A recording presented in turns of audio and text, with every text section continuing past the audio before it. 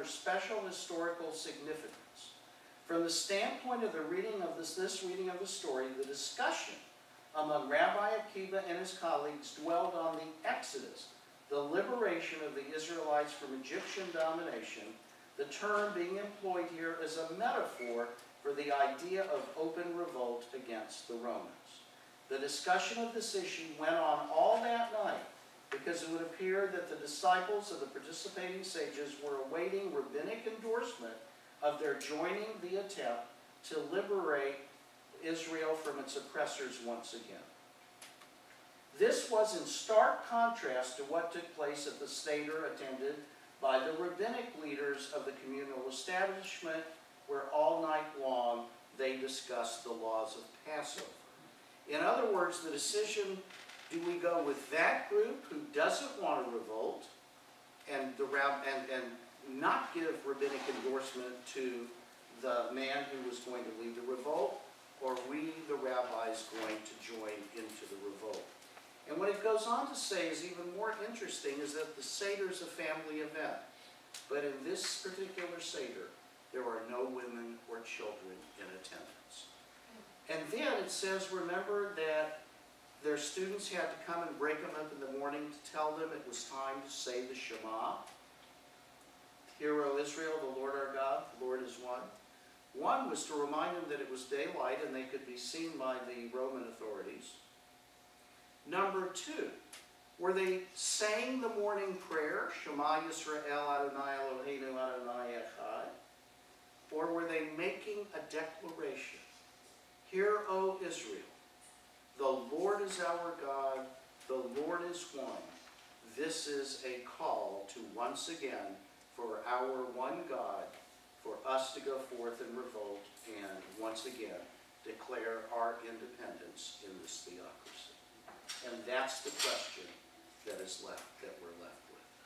So nobody knows for sure, but I think it's an amazing and very interesting, just a little story in there, which may have a lot behind it. Indeed, those were troubled and revolutionary times. It was called Occupy Jerusalem. Any questions? Okay. Well, then I'm going to pass this on then to Rabbi Simon, and you guys get to eat. And many thanks to Rabbi Simon, because a lot of this stuff, he was not able to use at a Seder 4 or 5 years ago. He was had it in his closet at his house, and he finally... The apples, especially. Yeah. That's great. And I know it's hard, I think, for us, just as it's hard for kids to necessarily identify with leaving slavery in Egypt. That's going to be a big theme of our Seder. I think it's hard for us to identify with what it would have been like to be oppressed by the occupying Romans, right?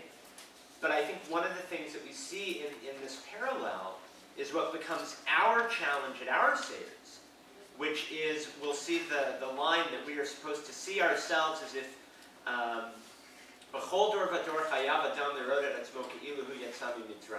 every generation is responsible to see himself or herself as if he or she left Egypt, right? Later on, each generation will need to see him or herself as if he or she was under this oppression and that oppression and this oppression, right? Imagining ourselves as slaves. So one of the things that we'll do at our modern Seders, or one of the things that I would encourage you to do, is to think, right? Remember we had that picture on the board of going from slavery to freedom, right? So to what are we slaves today? It might be the telephone, right? That we're slaves to our cell phone. It might be that we're slaves to a certain image, a certain body image that we see that we think we should have. It might be that we are slaves to a feeling that I can't do this, or that I should do this, or that I can't, right? So figuring out for us, what are we slaves to? What is oppressing us? And how can we become free? Because whether we're in Egypt, in Rome, in Israel, or in Tampa, We all have those things that are holding us. Does that make sense? Okay. We are going to do our Seder. This Haggadah is not the traditional Haggadah. How many of you have ever seen the Maxwell House Haggadah? Or the Publix Haggadah, which has replaced it? Or the Kroger Haggadah, right? The Orthodox, the traditional Haggadah, which is still used by the Orthodox, is a lot of readings, a lot of biblical passages. We're going to focus on the parts of the Seder rather than the readings. And when you're looking at more liberal Haggadot, at the Haggadahs that come out of the Reform movement or out of other progressive traditions, instead of focusing on the passages, on the traditional passages, they focus on the themes of the passages and the sections. And one of the reasons is, remember last week we saw the section of Talmud that said to give the kids grains and nuts to keep them, right? And what was it? It wasn't food, it was toys, right? So what we've done is we've taken our Haggadah, taken our Seder, and said, how can we alter the Seder in general to make it more engaging, not just for kids, but for a modern, not just American, but a modern group of people that may not understand the Hebrew, that may need a little more engaging text. So if we have anyone here who grew up with the Orthodox Haggadah, you're going to see something very different this evening. And if any of you were to go from here and go to an Orthodox Seder, or not just an Orthodox Seder, anyone using that Maxwell House symbolizing all of the traditional Haggadot, you're going to see something very different. How many people here grew up Jewish? And how many have memories of a Seder leader just reading through everything as quick as possible to get to dinner? Okay, so that really is what we try for the Seder not to be. Okay, but it's a shared memory that a lot of people have. Yeah?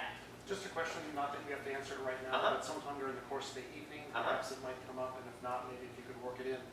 The duration that Passover lasts, or you keep Passover, the 8 days, if you could address, again, later tonight, the time frame and the significance of that. Why is it 8? You know, if there's well, wait, how many is it? 7.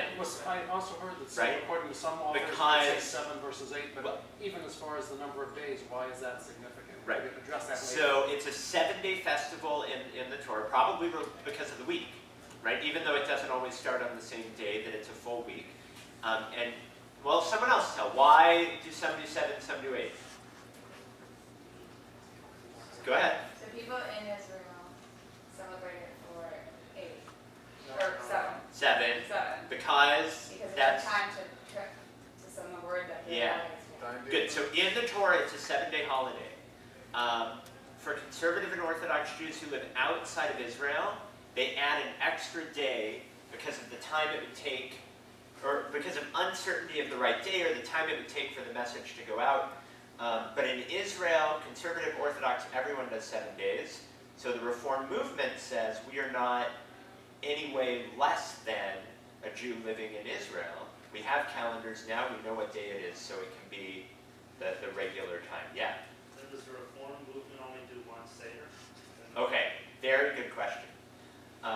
Because really, okay, so in conservative and Orthodox, if the first 2 days, we add the 8 days, so the first day is a, yeah, and then in conservative and Orthodox, the second day is also a Yom Tov, right? So in Reform and in Israel, only the first day is a Yom Tov. So in Israel, they would only do Seder on the first night. We like to have... Well, yeah, it's a chance to get together. It's a chance to get together. So like our Seder at the synagogue is on the second night. Okay? Even though right, not acknowledged, we're open the next day as a regular business day at the synagogue. But we have our Seder that night because we want our families having Seder as families on the first night, and it's our chance to have a community Seder. A lot of families will have second Seder because it's a chance to go to the other side of the family. Okay? All right. So, how does every festival begin? A prayer for candles. Good. Every single festival begins with candles. And what each week begins with candles? Shabbat. Good. So on page 8, right? Do we say the blessing first or light the candles first? I like the candles first. Right, and that's the only blessing, not the only, but one of the few blessings where we do the thing before we say the blessing. And we are also in the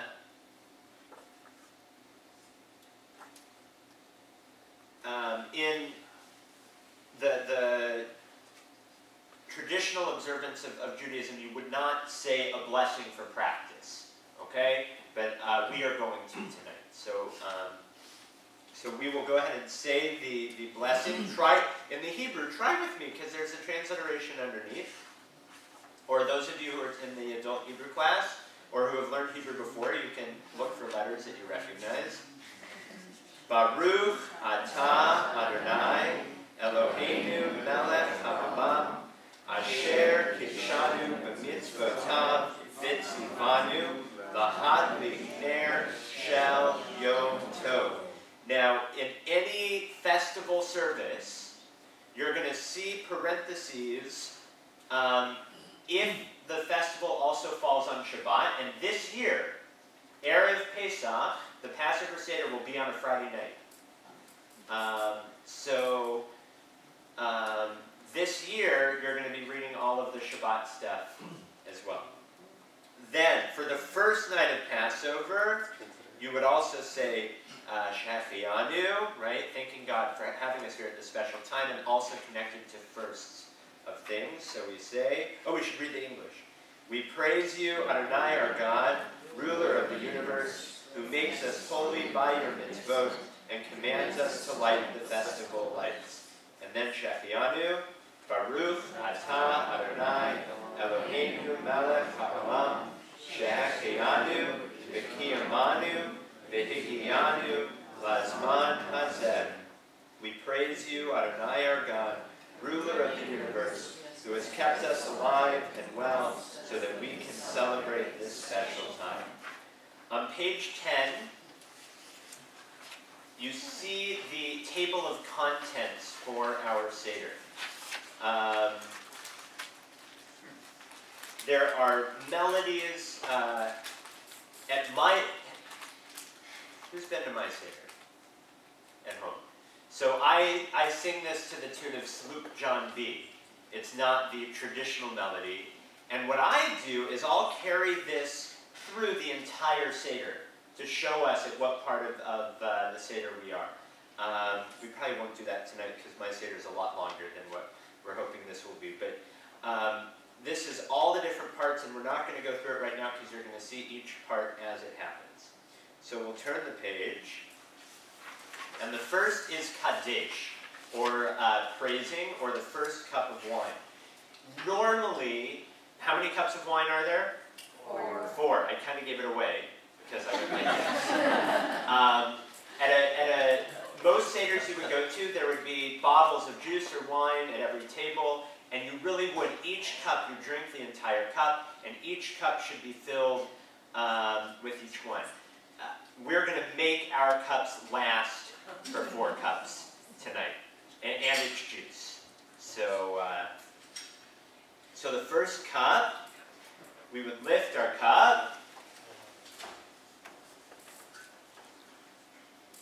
and at the bottom, in the Hebrew, Baruch atah Adonai Eloheinu melech haolam borei peri hagafen. We praise you, Adonai, our God, ruler of the universe, who creates the fruit of the vine. Now, is that the Kiddush?